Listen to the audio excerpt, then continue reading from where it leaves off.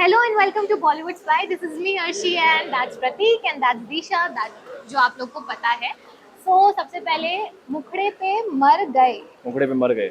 Wow, lovely song. Would you tell us about थोड़ा बहुत कुछ गाने के बारे में? So the song has been shot in Rajasthan, in Kishangarh, and in a college in Jaipur, and it has been shot like a proper Bollywood 90s film. And I think when we sat together to listen to the song and to listen to the concept and the story, कोई बोल नहीं सकता actually कि कि क्या निकल के आएगा product and all that. So, but thankfully when we saw the video after it came out, it was as claimed by Tinu sir. It turned out to be very amazing, very nice, like a proper Bollywood 90s film. And we could actually see ourselves like proper Bollywood, like typical Bollywood actors from the 90s in a Bollywood film, like a Yash Chopra film or a Karan Johar film. And it was a great experience, yeah. It was great feeling to look at ourselves like that, dancing and lip syncing and in that zone, like a college zone, love story, romance, and all that. And also they have made us seen that 90s movies like Mohabbatein and Kabhi Khushi Kabhi Gum, and that for me specifically they said that see Kabhi Pooh in Kabhi Khushi Kabhi Gum, see Shania in Okay, Student so of आपके लिए inspiration थे शनाया पू and all. आपके लिए not Prateek inspiration actually, yeah, of course, I mean In the back of the mind. yeah, they have done extremely amazing, but I had like my own inspiration, like my own. मेरे लिए as such कोई inspiration था नहीं, to be honest. I was just I saw the zone and the genre and the vibe of सूरज हुआ मध्यम and रोशनी से, because वो time के जो गाने थे, I think they were like ultimate. हाँ बिल्कुल. Beautiful songs, beautifully shot, beautiful performances and expressions in love and romance. It would सब ऐसे फूट के निकलता था ना वहाँ पे. Yes. So वही बस हमारा एम था कि इतना प्यार मोहब्बत दिखा दो कैमरा पे कि लोग कहीं सच में तो नहीं है कहीं. बिल्कुल. अच्छा प्रतीक, सबसे इम्पोर्टेंट और अहम सवाल मेरा आपसे ये है कि आपने अपने नाम को क्यों बदला, स्पेलिंग क्यों बदली है? सबसे So, इम्पोर्टेंट सवाल है ये. It's actually न्यूमेरोलॉजिकली बोलते हैं या जो भी बोलते हैं, या तो मैंने इसलिए अपने नाम की स्पेलिंग जो है थोड़ी चेंज करी है, as suggested by someone who is a very senior person in numerology जैसे भी बोलते हैं.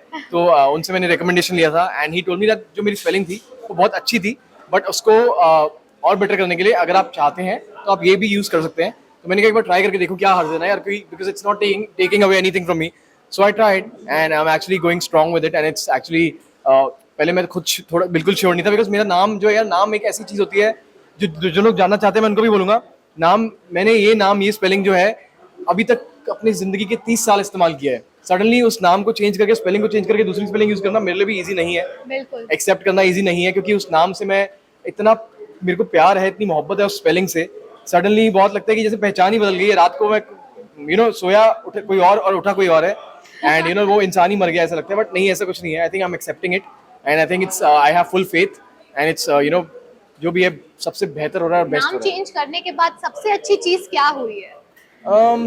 क्योंकि ये माना जाता है कि चेंज करते ही आपको सभी कुछ अच्छा हो रहा है. आई थिंक मेरे गाने बहुत हिट जा रहे हैं एंड Yes. एंड काम जो है बस भगवान कर रहा है कि सब कुछ अच्छा हो रहा है. And I am totally into it. I totally believe in it and I think and I believe the best is happening.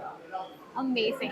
आप दोनों की बॉन्डिंग के बारे में बात करें तो Disha, how was meeting Prateek, how was shooting with Prateek, कैसा लगा आपको पूरा एक्सपीरियंस? तो पहली बार मैं प्रतीक से मिली थी जब हमारा रिहर्सल था, ड्रेस ट्रायल और रिहर्सल हमारा सेम डे था.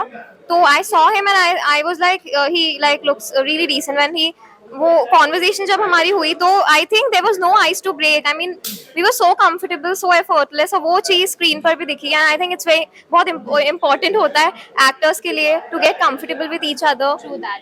तो वो चीज प्रतीक के साथ कंफर्ट लेवल मेरा आई थिंक था. और he is a very nice person. He didn't bully you at all?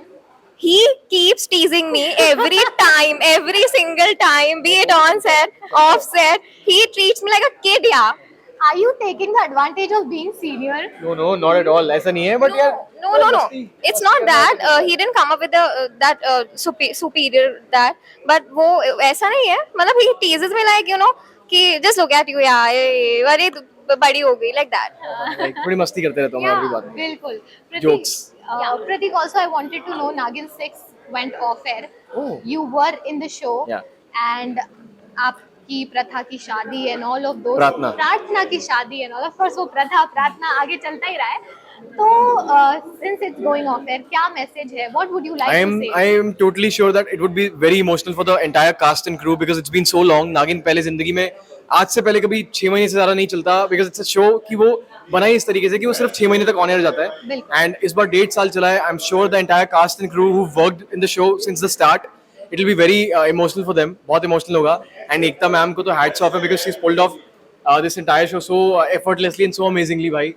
And people love that show यार. तो बिल्कुल। लोग भी बहुत मिस करने वाले हैं I'm sure. बाकी होता है यार, ये तो होता ही है. हर एक क्या कहते हैं रास्ते को एक उस पे आना पड़ता है, एक मोड़ पे आना पड़ता है या एक अंत जिसे कहते हैं ना कि अंत ही आरंभ है, अंत ही आरंभ है, बिल्कुल। अंत ही प्रारंभ है, अंत ही आरंभ है. इस एंडिंग से एक नई बिगिनिंग शुरू होने वाली है I am sure for everyone. Definitely Prateek, आपके और तेजस्वी के जितनी भी केमिस्ट्री हमने देखी स्क्रीन पर, fans were very much happy, उनको काफी पसंद आया था. Fans Surprisingly. सरप्राइजिंगली, क्योंकि किसी को इस बात की उम्मीद नहीं थी. Exactly, मुझे भी नहीं थी.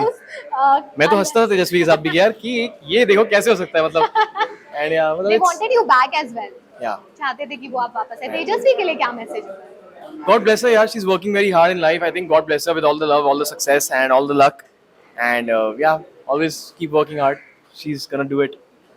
हमारे गाने के लिए, फैंस के लिए क्या लास्ट मैसेज होगा? Please इतना ही बोलूंगा कि thank you so much for all the love, all the support, and Disha has worked really hard.